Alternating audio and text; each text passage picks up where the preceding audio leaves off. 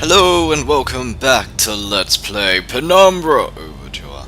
When we last left off, I kind of lost some of the video files that I was recording, but that's okay because we can do anything again and nothing really that significant happened, so longer episodes for you with more stuff in it, hooray! Yes. Okay, let's go down. Ladder.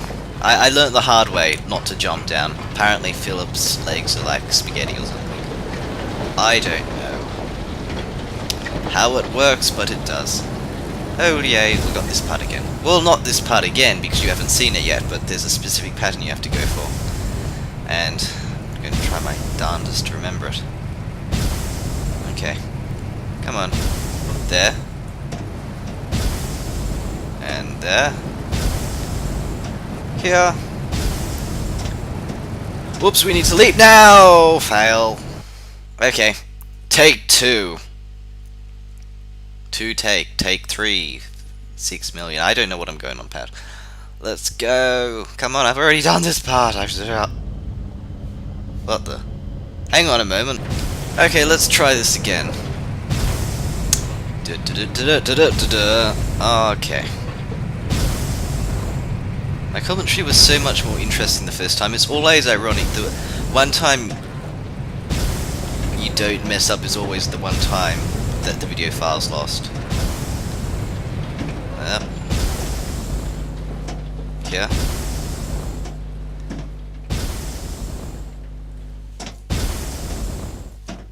Awesome. Yay, we did it! I think.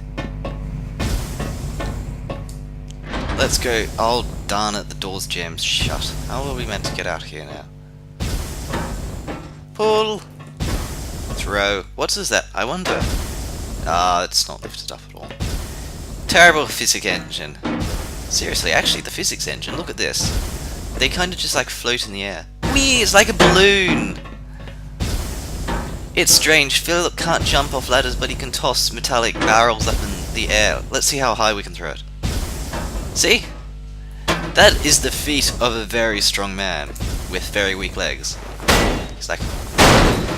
Okay, we won't go there. Let's see what's down the tunnel of doom. Tomorrow we must go, said the dwarf named Gimli. Yay! Loading screen. I should always cut these out, but then again they're so short. Alright, what's here? Oh dear. They look like spider eggs. There's no getting around it. They look... Oh, now they really look like spider eggs. Okay, that's a bad idea. What's this? Trekking cart. Okay. What can we do here? Darn those things. If only we had a bolt cutter.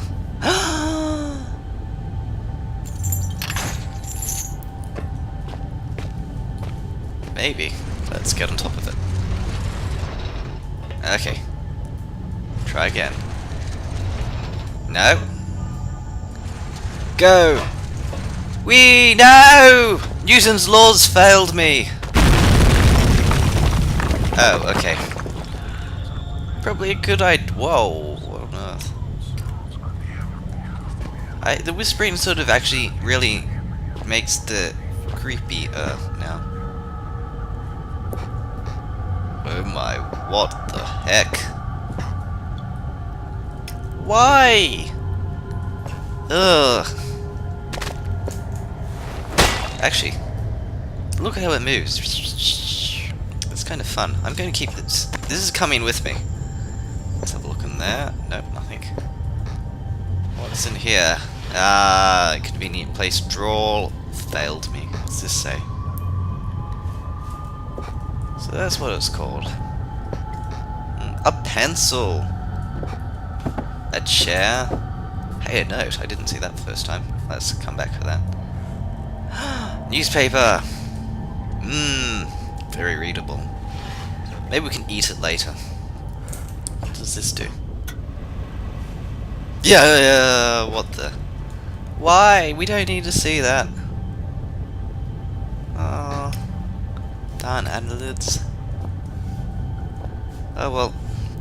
I've done in 5 minutes what it took me 15 minutes before. That's ironic. A worker at the northwestern iron mine, Greenland, is missing, presumed dead. Whoops. As of midnight last night, locals fear foul play. Mining now forms the largest single industry in Greenland. At 16 years old, the northwestern iron mine is a relatively new part of a larger complex, which also includes a lead operation, and is built on the site of an older mine, later converted into a military bunker and finally closed in 1952. The iron mine retains its excellent work record in spite of the recent disappearance of a yet unnamed worker. We have discovered that the man in question was a younger labourer brought in from mainland Europe, possibly from... Oh, it's red, of course. And authorities of both sides of the strait are currently attempting to contact any family he may have left behind. It might be red. The man disappeared 10 days ago. The mine foreman has exercised his power to declare him presumed dead. This decision, we are told, was not taken lightly. A full search of the mining operation was commissioned to no avail without the appropriate equipment or transport. The man could have survived on the surface. Could not have survived on the surface, sorry. Although superstition in Greenland has seen a decrease in popularity the past years, some local inhabitants still claim that the land itself is cursed. Oh, you don't say. Greenland! This very paper ran in a report almost 40 years ago to the day discussing high suicide figures in the area, but findings at the time were considered to be inconclusive. Jolly good show. Yeah, let's not look at that. What does this do? Oh, that's the save point. Yay! Cohort, a man with no name. It is he who opens this gateway to hell. The grin on his face, he is terrible indeed. He watches the men writhe and turn. Still, father looks on, some vial in his hands.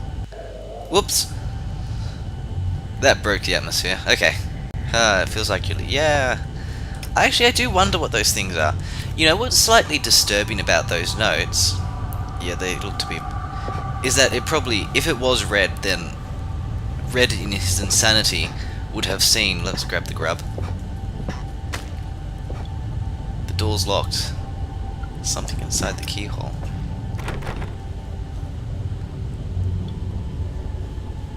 Huh. Yeah, what can we... Oh, yeah, I know. Poking the key out, isn't it? I need to wait. Ah! See, I'm smart this today. Whoops.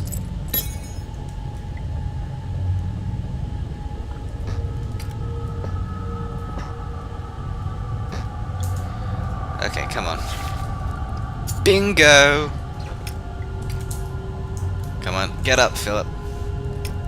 Yes, it is. Now let's not go desecrate Wormageddon's baby.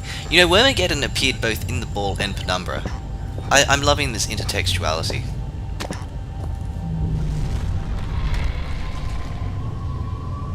Maybe I should drop the grub. Or annelids, as they like to call them.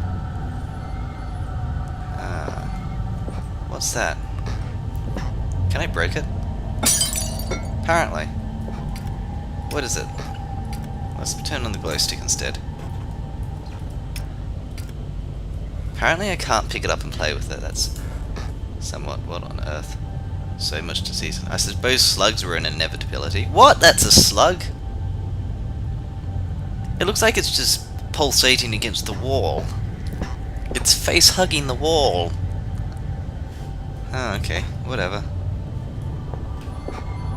At least we have something to hide in. Don't see the door monster trying to desecrate a cupboard.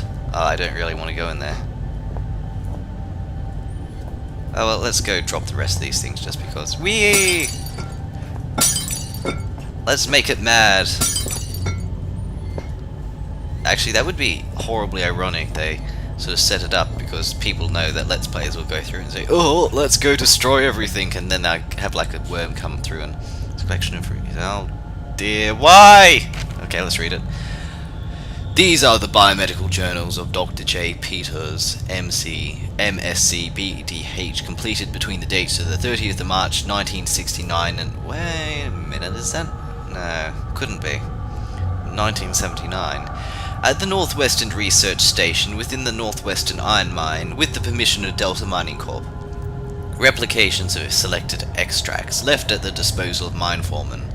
Subject of study, genus Rhyacophilia, grey rock worm. Aim to investigate the abnormal presence of the Cantus in the Greenland rock. Okay, let's... Oh, there, sorry. Upon arrival at the mining facility, I was immediately stunned by the sheer volume of fauna that finds a way of life down here, despite the conditions. In general, one would assume that the species whose natural habitat is past a certain depth would find the intrusion of human activity too great a threat to remain in place. Oh no, I see where this is going. However, almost the exact opposite seems to be the case in this instance. It is curious that certain areas of the mine appear to be entirely without life of any kind, and yet others, deeper areas, are teeming. And were the situation permitting, I would embrace the opportunity to commit further time to the study of these organisms. However, the purpose of my stay shall continue to be the genus Rhyacophilia. I don't know how you say that, I'm sorry. Ah, finally, some writing paper. What? Just a moment. Ah, finally, some writing paper. Look at me. Just used up the page to scroll down some kinds... whatever comes into my head. Huh. What is this stuff anyway? Some kind of research paper? No matter. It's paper all the same. I can finally record what's been happening down here for, I suppose, about a year now. It must be near the end of 2001 now. Huh? I wonder what Christmas was. No matter. Too tired to write now. We'll finish to rest a little first. What? We'll rest a little first. Yeah, that was bad. Professor, samples collected. The collection process has finally been easier than I anticipated. The setup of the artificial environment for the rockworm went without a hitch, and the specimens themselves were so abundant as to keep them out of far more challenging than containing them. They are all of healthy size, perhaps even beyond recorded size, and I can assume that this is due to some kind of lack of natural predators down here. Specimens as follows: 3 adults in artificial habitat, 2 larval inhabitants dead. Oh, sorry. I've been recorded down here 2 days and was meaning to record every day, but was too busy securing the area. I've used some supplies from the old mining area to wall myself in. Seems as safe as a place as any, so that these things should at least stay put for a little while. To that end, seems I've had pretty lucky stumblings down here. All this old research is about something similar to what's been hunting me ever since I escaped the shelter 4 days ago. Don't get me wrong, after what they did to me back there, I'd rather be facing anything else, and after almost a year of fighting for our lives, we really didn't stand a chance anyway. I don't know how many are left inside, but this is good.